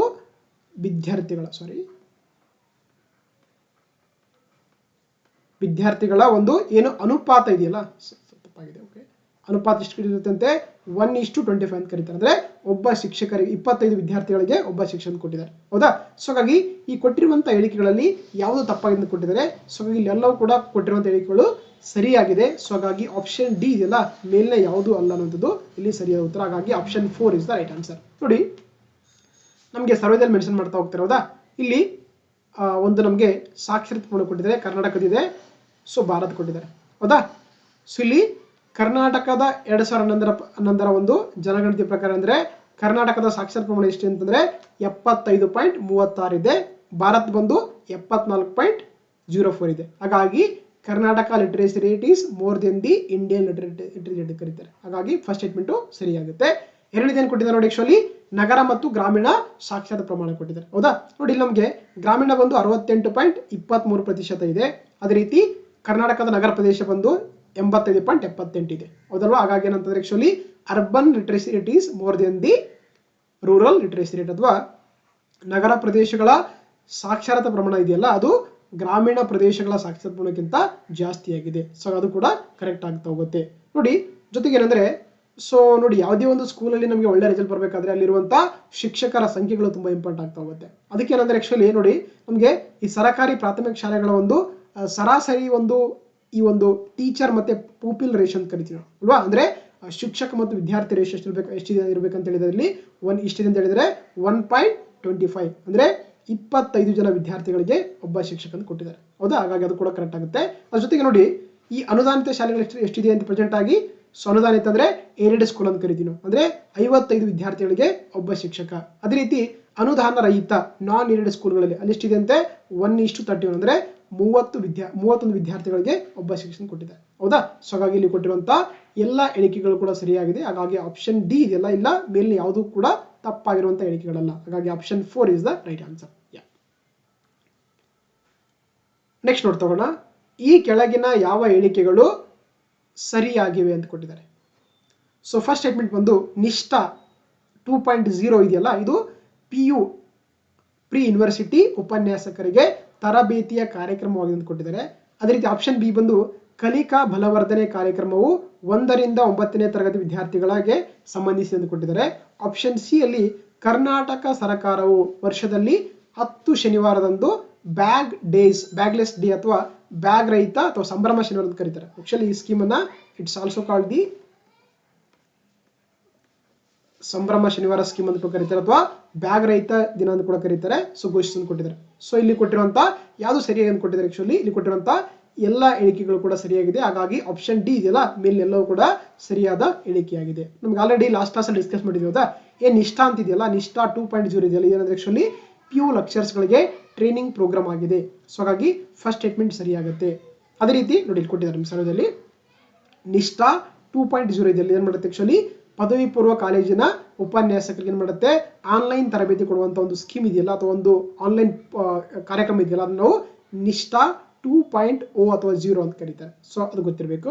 ಅದೇ ರೀತಿ ನೋಡಿ ಕಲಿಕಾ ಬಲವರ್ಧನೆ ಅಂತ ಒಂದು ಕಾರ್ಯಕ್ರಮ ಮಾಡಿದ್ದಾರೆ 2023-24 ಏನ್ ಮಾಡುತ್ತೆ ಆಕ್ಚುಲಿ ಇಲ್ಲಿ ಈ ಒಂದು ಸ್ಕೀಮಲ್ಲಿ ಏನ್ ಮಾಡ್ತಾರೆ ಸುಮಾರು ಅಂದ್ರೆ 1 ರಿಂದ 9ನೇ ತರಗತಿ ಮಕ್ಕಳಿಗೆ ಏನಂತಾರೆ ಆಕ್ಚುಲಿ ವಿದ್ಯಾರ್ಥಿಗಳ ಕಲಿಕೆಯನ್ನ ಸದೃಢಗೊಳಿಸಕ್ಕೆ ಏನ್ ಮಾಡ್ತಾರೆ ಆಕ್ಚುಲಿ ಅವರಿಗೆ ಅವರ ಪೂರಕವಾಗಿ ಪಠ್ಯ ಪುಸ್ತಕ ಮತ್ತೆ ಕಲಿಕಾ ಫಲಗಳ ಆಧಾರಿತ ವಿದ್ಯಾರ್ಥಿ ಚಟುವಟಿಕೆಯನ್ನ ಮಾಡುವಂಥದ್ದು ಈ ಒಂದು ಸ್ಕೀಮಿನ ಮುಖ್ಯ ಉದ್ದೇಶ ಅಂತ ಕರಿತೀವಿ. ಹಾಗಾಗಿ ಅದನ್ನ ಕಲಿಕಾ ಬಲವರ್ಧನೆ ಯೋಜನೆ ಅಂತ ಕರೀತಾರೆ.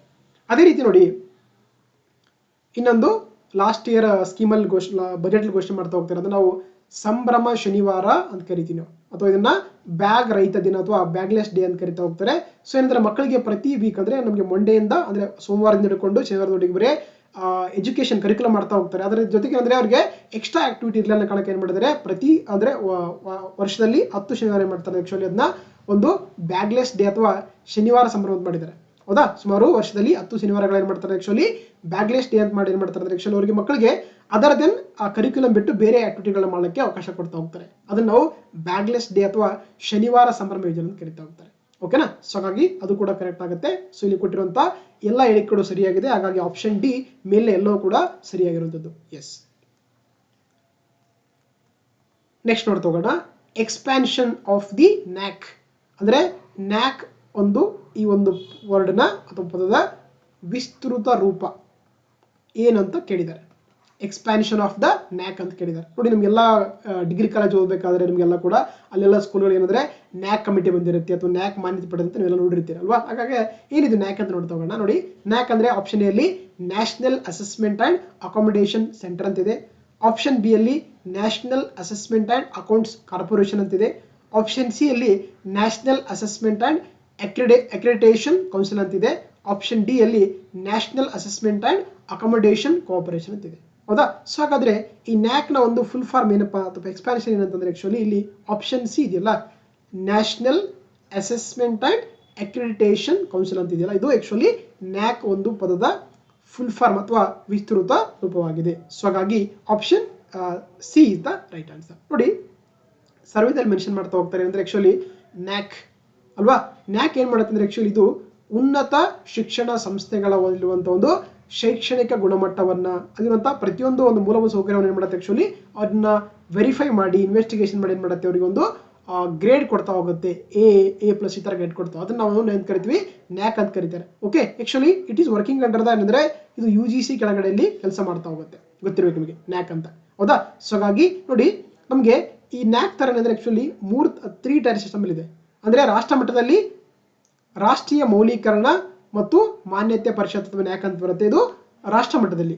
ಅದೇ ರೀತಿ ರಾಜ್ಯ ಮಟ್ಟ ಬಂದಾಗ ಏನಂದ್ರೆ ನೋಡಿ ಅದನ್ನ SQAC ಅಂತ ಕರಿತೀವಿ. ಅಂದ್ರೆ ರಾಜ್ಯ ಗುಣಮಟ್ಟ ಭರವಸಾ ಕೋಶ ಅಥವಾ ಸ್ಟೇಟ್ ಕ್ವಾಲಿಟಿ ಅಕ್ರಿಡಿಟೇಷನ್ ಒಂದು ಕೋಶ ಅಂತ ಕರಿತಾ ಹೋಗ್ತಾರೆ. ಅದೇ ರೀತಿ ಲೋಕಲ್ ಲೆವೆಲ್ ಕಾಲೇಜಲ್ಲಿ ಅಂತ ಏನು ಬರುತ್ತೆ ಅದನ್ನ ಆಂತರಿಕ ಗುಣಮಟ್ಟ ಭರವಸಾ ಕೋಶ ಅಂತ ಕರೀತಾರೆ, IQAC ಅಂತ ಕರೀತಾರೆ. ಸೊ ಹಾಗಾಗಿ ರಾಜ್ಯ ಮಟ್ಟದಲ್ಲಿ ನ್ಯಾಕ್ ಇದೆ, ಸ್ಟೇಟ್ ಲೆವೆಲ್ ಅಲ್ಲಿ SQAC ಇದೆ, ಅದೇ ರೀತಿ ಲೋಕಲ್ ಅಥವಾ ಒಂದು ಕಾಲೇಜ್ ಮಟ್ಟದಲ್ಲಿ IQAC ಅಂತ ಬರ್ತಾ ಹೋಗುತ್ತೆ. ಇದರ ಉದ್ದೇಶ ಅಂದ್ರೆ ಆಕ್ಚುಲಿ ನಮ್ಮ ದೇಶದಲ್ಲಿರುವಂತಹ ಒಂದು ಉನ್ನತ ಶಿಕ್ಷಣ ಸಂಸ್ಥೆಗಳ ಒಂದು ಶಿಕ್ಷಣವನ್ನ ಕ್ವಾಲಿಟಿ ಮತ್ತೆ ಇರುವಂತಹ ಒಂದು ಇನ್ಫ್ರಾಸ್ಟ್ರಕ್ಚರ್ ಅನ್ನು ಏನ್ ಮಾಡುತ್ತೆ ಆಕ್ಚುಲಿ ಅದನ್ನ ಇನ್ಸ್ಪೆಕ್ಷನ್ ಮಾಡ್ತಾ ಹೋಗ್ತಾರೆ. ಈ ಒಂದು ನ್ಯಾಕ್ ಕಮಿಟಿ ಅಂತ ಕರಿತೀವಿ. ಓಕೆನಾ, ಸೊ ಹಾಗಾಗಿ option C national assessment and accreditation council ಅಂತ ಕರೀತೀವಿ. That is a expansion of the NAAC. That's it. Yeah, next ನೋಡ್ತಾ ಹೋಗೋಣ. ಕೆಳಗಿನ ಯಾವ ಯೋಜನೆಗಳು ಮಹಿಳೆಯರಿಗೆ ಸಂಬಂಧಿಸಿದೆ ಅಥವಾ ಸಂಬಂಧಿಸಿವೆ ಅಂತ ಕ್ವಶನ್ ಕೇಳಿದ್ದಾರೆ. ಹೌದಾ, ಆಪ್ಷನ್ ಎ ಅಲ್ಲಿ ಸಖಿ ಯೋಜನೆ ಅಂತಿದೆ. ಅಬ್ವಿಯಸ್ಲಿ ಹೇಳೋ ಸಖಿ ಅಂದ ತಕ್ಷಣ ಮಹಿಳೆ ಅಂತ ಬರ್ತಾ ಹೋಗುತ್ತೆ. ಎರಡನೇ ಆಪ್ಷನ್ ಬಿ ಬಂದು ಸಾಂತ್ವನ ಯೋಜನೆ ಅಂತಿದೆ. ಆಪ್ಷನ್ ಸಿ ಬಂದು ಶಕ್ತಿ ಸದನ ಯೋಜನೆ ಅಂತಿದೆ. ಹೌದಾ, ಸೊ ಹಾಗಾದ್ರೆ ಈ ಕೊಟ್ಟಿರುವಂತಹ ಸ್ಕೀಮ್ಗಳು ಯಾವೆಲ್ಲ ಸ್ಕೀಮ್ಗಳು ಮಹಿಳೆಯರಿಗೆ ಸಂಬಂಧಪಟ್ಟಿದೆ ಅಂದ್ರೆ ಗೊತ್ತಿರಬೇಕು. ಸೊ ಹಾಗೆ ಕೊಟ್ಟಿರುವಂತಹ ಎಲ್ಲ ಸ್ಕೀಮ್ಗಳು ಸೊ ಆಪ್ಷನ್ 3 A, B ಮತ್ತು C ಇದೆಲ್ಲ 3 ಸ್ಕೀಮ್ಗಳು ಕೂಡ it is related to the women's ಅಂತ ಹೇಳ್ಬೋದು. ಸೊ ಹಾಗಾಗಿ option 3 is the right answer. ನೋಡಿ ಸರ್ವೇದಲ್ಲಿ ಮೆನ್ಷನ್ ಮಾಡ್ತಾ ಹೋಗ್ತಾರೆ ನಮಗೆ ಒನ್ ಸ್ಟಾಪ್ ಸೆಂಟರ್ ಅಂತ ಕರಿತೀವಿ ಅಥವಾ ಇದನ್ನ ಸಖಿ ಯೋಜನೆ ಅಂತ ಕರೀತಾರೆ.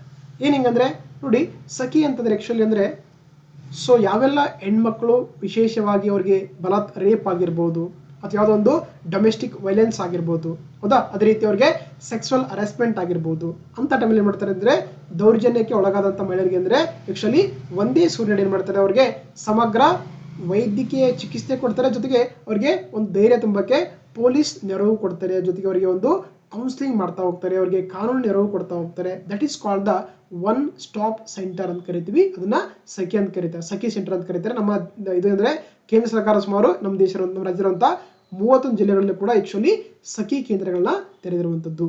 ಓಕೆನಾ, that is called the one stop centre ಅಥವಾ ಸಖಿ ಅಂತ ಕರಿತೀವಿ. ಅದೇ ರೀತಿ ನೋಡಿ ಇನ್ನೊಂದೆರಡು ಸ್ಕೀಮ್ಗಳು ಬರುತ್ತೆ, ಅದನ್ನ ನಾವು ಸಾಂತ್ವನ ಯೋಜನೆ ಅಂತ ಕರೀತಾರೆ. ಅಗೇನ್ ಇಲ್ಲಿ ಕೂಡ ನೋಡಿ ಎಷ್ಟೋ ಜನ ಹೆಣ್ಮಕ್ಳಿಗೆ ಅಂತಂದ್ರೆ ಆಕ್ಚುಲಿ ವರದಕ್ಷಿಣೆ ಕಿರುಕುಳ ಅನುಭವಿಸ್ತಾ ಹೋಗ್ತಾರೆ, ಅಥವಾ ಲೈಂಗಿಕ ಕಿರುಕುಳ ಅನುಭವಿಸ್ತಾ ಹೋಗ್ತಾರೆ, ಅಥವಾ ಡೊಮೆಸ್ಟಿಕ್ ವೈಲೆನ್ಸ್ ಅನ್ನ ಫೇಸ್ ಮಾಡ್ತಾ ಹೋಗ್ತಾರೆ, ಅಥವಾ ರೇಪ್ ಆಗಿರುವಂತ ಲೇಡೀಸ್ ಇರ್ತಾರೆ. ಅವ್ರಿಗೆ ಏನಂದ್ರೆ ಆಕ್ಚುಲಿ ಒಂದು ಸ್ಕೀಮ್ ಮಾಡಿದ್ದಾರೆ, ಅದನ್ನ ನಾವು ಸಾಂತ್ವನ ಯೋಜನೆ ಅಂತ ಕರೀತಾರೆ. ಅಂದ್ರೆ ಸಮಾಜದಲ್ಲಿ ವರದಕ್ಷಿಣೆ ಕಿರುಕುಳ, ಲೈಂಗಿಕ ಕಿರುಕುಳ, ಕೌಟುಂಬಿಕ ದೌರ್ಜನ್ಯ, ಅತ್ಯಾಚಾರಗೊಳಗಾದಂತ ಮಹಿಳೆಯರಿಗೆ ಏನ್ ಮಾಡ್ತಾರೆ ಆಕ್ಚುಲಿ ಅವರಿಗೆ ಕಾನೂನು ನೆರವು ಮತ್ತೆ ಸಮಾಲೋಚನೆ ಮಾಡಲಿಕ್ಕೆ ಆಕ್ಚುಲಿ ಈ ಒಂದು ಸಾಂತ್ವನ ಯೋಜನೆಯನ್ನ ಮಾಡಿರುವಂತದ್ದು ಗೊತ್ತಿರ್ಬೇಕು ನಿಮಗೆ. ಅದೇ ರೀತಿ ಇನ್ನೊಂದು ಸ್ಕೀಮ್ ಮಾಡಿದರೆ ಶಕ್ತಿ ಸದನ ಅಥವಾ ಸ್ವಾದರ ಗೃಹ ಅಂತ ಕರೀತಾರೆ. ಹೌದಾ, ನೋಡಿ ಈಗ ಫಾರ್ ಎಕ್ಸಾಂಪಲ್ ಯಾರೋ ಒಬ್ಬ ಲೇಡಿಗೆ ರೇಪ್ ಆಗಿದೆ, ಅಥವಾ ಸೆಕ್ಸುವಲ್ ಹರಾಸ್ಮೆಂಟ್ ಆಗಿದೆ ಅಲ್ವಾ, ಅಥವಾ ಒಂದು ಡೊಮೆಸ್ಟಿಕ್ ವೈಲೆನ್ಸ್ ಆಗಿದೆ, ಅವ್ರಿಗೆ ಏನಂದ್ರೆ ಆಕ್ಚುಲಿ ಎಲ್ಲ ಬಂದು ಇದು ಮಾಡ್ತಾ ಹೋಗ್ತಾರೆ. ಅವಾಗ ಏನಂದ್ರೆ ಪ್ರೊಟೆಕ್ಷನ್ ಬೇಕಲ್ವಾ, ಅದಕ್ಕೆ ಏನ್ ಮಾಡ್ತಾರೆ ಅಂದ್ರೆ ಆಕ್ಚುಲಿ ಈ ಯೋಜನೆಯು ಸಂಕಷ್ಟಕರ ಪರಿಸ್ಥಿತಿ ಇರುವಂತ ಮಹಿಳೆಯರಿಗೆ ತಾತ್ಕಾಲಿಕ ಅವರಿಗೆ ಆಶ್ರಯ ಕೊಡುತ್ತೆ. ಅಂದ್ರೆ ಅವರಿಗೆ ಅಲ್ಲೇ ಹೋಗಿ ಸ್ಟೇ ಆಗಿರ್ಬೋದು. ಅವಾಗ ಏನಂದ್ರೆ ಅವ್ರಿಗೆ ಮೆಡಿಕಲ್ ಟ್ರೀಟ್ಮೆಂಟ್ ಕೊಡ್ತಾ ಹೋಗ್ತಾರೆ, ಕೌನ್ಸಿಲಿಂಗ್ ಮಾಡ್ತಾ ಹೋಗ್ತಾರೆ, ಮತ್ತೆ ಅವ್ರಿಗೆ ಲೀಗಲ್ ಸರ್ವಿಸ್ ಕೊಡ್ತಾ ಹೋಗ್ತಾರೆ. ದಟ್ ಈಸ್ ಕಾಲ್ಡ್ ದ ಶಕ್ತಿ ಸದನ ಅಥವಾ ಸ್ವಾದರ ಗೃಹ ಅಂತ ಕರಿತಾ ಹೋಗ್ತಾರೆ. ಓಕೆನಾ, ಸೊ ನಮ್ಮ ರಾಜ್ಯದಲ್ಲಿ ಬಂದಾಗ ಸುಮಾರು 51 ಏನು ಸ್ವಾದರ ಗೃಹ ಕೇಂದ್ರಗಳು ಇರುವಂತದ್ದು ನಮಗೆ ಕಾಣುವಂಥದ್ದು. ಸೊ ಇವೆಲ್ಲ ಕೂಡ ಗೊತ್ತಿರಬೇಕಾಗುತ್ತೆ. ಸೊ ಹಾಗಾಗಿ ಇಯರ್ ಆಪ್ಷನ್ ಸಿ 3 ಇದೆಯಲ್ಲ, ಎ ಬಿ ಮತ್ತು ಸಿ ಕೂಡ 3 ಕೂಡ ಮಹಿಳೆಗೆ ಸಂಬಂಧಪಟ್ಟಂತ ಯೋಜನೆ ಅಂತ ಹೇಳ್ಬೋದು. That's it. ನೆಕ್ಸ್ಟ್ ನೋಡ್ತಾ ಹೋಗೋಣ, ಈ ಕೆಳಗಿನ ಯಾವ ಹೇಳಿಕೆಗಳು ಸರಿಯಾಗಿವೆ ಅಂತ ಕೊಟ್ಟಿದ್ದಾರೆ ಅಲ್ವಾ, ಸರಿಯಾಗಿ ಅಂತ ಕೊಟ್ಟಿದ್ದಾರೆ.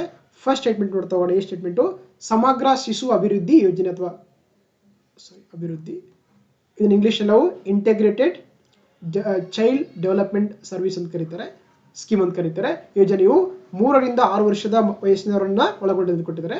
ಆಪ್ಷನ್ ಬಿ ಅಲ್ಲಿ ಸೃಷ್ಟಿ ಯೋಜನೆಯಡಿ ಮಕ್ಕಳಿಗೆ ಉಚಿತ ಪುಸ್ತಕಗಳನ್ನ ನೀಡಲಾಗುತ್ತೆ ಅಂತ ಕೊಟ್ಟಿದ್ದಾರೆ. ಸೊ ಹಾಗೆ ಇಲ್ಲಿ ಕೊಟ್ಟಿರುವಂತಹ ಯಾವ ಹೇಳಿಕೆಗಳು ಸರಿಯಾಗಿ ಅಂತ ಕೊಟ್ಟಿದ್ದಾರೆ. ಹೌದಾ, ಇಲ್ಲಿ ಕೇವಲ ಎ ಸ್ಟೇಟ್ಮೆಂಟ್ ಮಾತ್ರನೇ ಸರಿಯಾಗಿದೆ. ಸೊ ಹಾಗಾಗಿ ಆಪ್ಷನ್ ಎ 1 ಇದೆಯಲ್ಲ, ಎ ಮಾತ್ರನೇ ಸರಿಯಾದಂತ ಒಂದು ಉತ್ತರ ಅಂತ ಹೇಳ್ಬೋದು. ಸೊ ಹಾಗಾಗಿ option 1 is the right answer.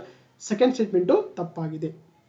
ಹೌದಾ, ನೋಡಿ ನಮಗೆ ಸಮಗ್ರ ಶಿಶು ಅಭಿವೃದ್ಧಿ ಯೋಜನೆ ಅಥವಾ ಇಂಟಿಗ್ರೇಟೆಡ್ ಚೈಲ್ಡ್ ಡೆವಲಪ್ಮೆಂಟ್ ಸರ್ವಿಸ್ ಅಂತ ಒಂದು ಸ್ಕೀಮ್ ಮಾಡಿದ್ದಾರೆ. ಇದು ಒಂದು ಕೇಂದ್ರ ಸರ್ಕಾರದ ಬಹಳ ಅತ್ಯುತ್ತಮವಾದಂಥ ಯೋಜನೆ ಅಂತ ಕರಿಬಹುದು. ಓಕೆ, ಹಾಗಾಗಿ ಈ ಸ್ಕೀಮ್ಗಳ ಅಡಿಯಲ್ಲಿ ಏನು ಮಾಡ್ತಾರೆ ಅಂದ್ರೆ ಆಕ್ಚುಲಿ ನಮ್ಮ ದೇಶದಲ್ಲಿ ರಾಜ್ಯದಲ್ಲಿ ಈ ಅಂಗನವಾಡಿ ಕೇಂದ್ರಗಳು ರನ್ ಆಗ್ತಾ ಇದಾವೆ, ಗೊತ್ತಿರ್ಬೇಕು ನಿಮಗೆ.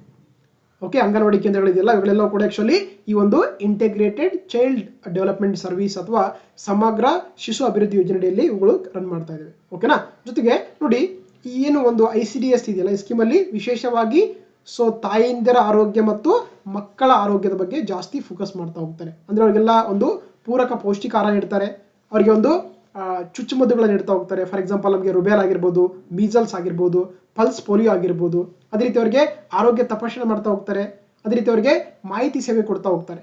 ಸೊ ಹಾಗಾಗಿ ಅಂದ್ರೆ ನೋಡಿದು ವಿಶೇಷವಾಗಿ ತಾಯಂದಿರಿಗೆ, ಜೊತೆಗೆ 3 ರಿಂದ 6 ವರ್ಷದ ಮಕ್ಕಳಿಗೆ ಸಂಬಂಧಪಟ್ಟಂತ ಒಂದು ಯೋಜನೆ. ಇದನ್ನ ನಾವು ಶಾಲಾ ಪೂರ್ವ ಶಿಕ್ಷಣ ಕೂಡ ತಗೊಳ್ತಾ ಹೋಗ್ತೀವಿ. ಹಾಗಾಗಿ ಅದನ್ನ ನಾವು ಸಮಗ್ರ ಶಿಶು ಅಭಿವೃದ್ಧಿ ಯೋಜನೆ ಅಂತ ಕರಿತಾ ಹೋಗ್ತಾರೆ. ಹೌದಲ್ವಾ, ಸೊ ಹಾಗಾಗಿ ನಮಗೆ ಗೊತ್ತಿರಬೇಕು. So first statement ಸರಿಯಾಗುತ್ತೆ.